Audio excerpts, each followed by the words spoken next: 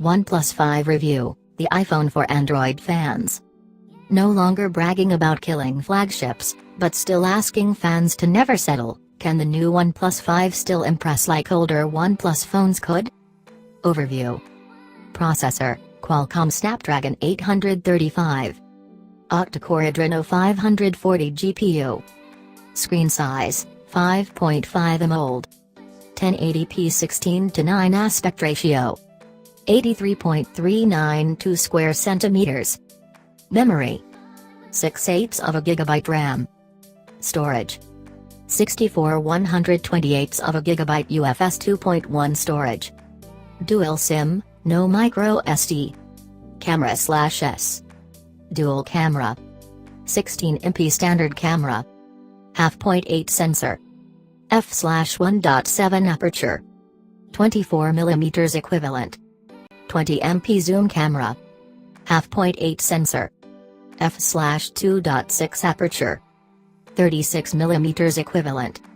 Eyes, only on 1080p video. Battery, 3,300 mAh battery. Fast charging. Release date, June 2017. Weight, 153 grams. Materials, aluminum shell. Gorilla Glass 5. Operating system, Oxygen OS. Android 7.1.1. For Android enthusiasts, few companies can generate as much buzz as OnePlus. Looking back at my own personal experiences with the brand, I was very skeptical of the company's start, especially critical of early advertising campaigns. Smashing phones and over-the-top slogans like flagship killing never sat well with me, but over several generations, this label has evolved to better represent what the slogans claim. Never settle? Can a manufacturer still deliver a near flagship-grade experience at a significant price reduction? As vicious as this mid-range market has become, the OnePlus 5 cuts precious few corners, but can it still excite fans like earlier OnePluses could when novelty was on their side? Let's get this out of the way right now. This phone looks an awful lot like another phone out there.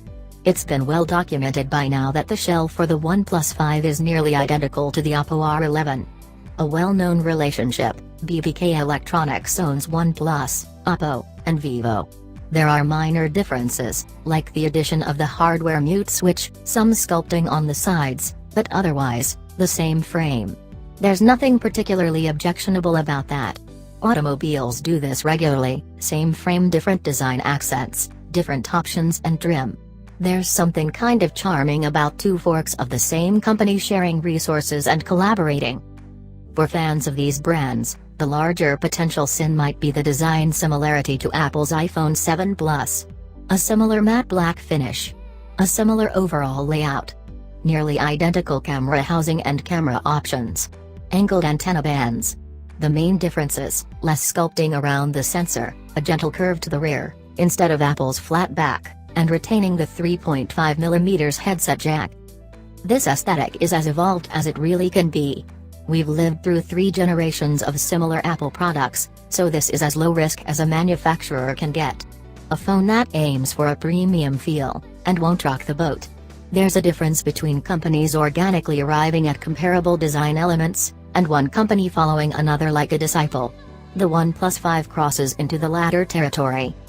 Words like derivative or copycat might be bandied about, but I do have to give OnePlus credit for yet again showing how much space Apple wastes for the same size screen. I'm certainly being kind, but there is a small moral victory to applaud. I suppose owners won't be looking at the back of their phones much. The feel in the hand at least differentiates it from the Apple. A nice satin layer over a gracefully contoured back, with nice facets carved into the sides helps the phone trick the fingers into thinking it's thinner than it really is. Thankfully OnePlus was kind enough to send over some sample cases, so I can replace the sandstone texture I enjoyed so much on the OnePlus 2. It made the camera testing a lot easier knowing I had a good grip on the thing.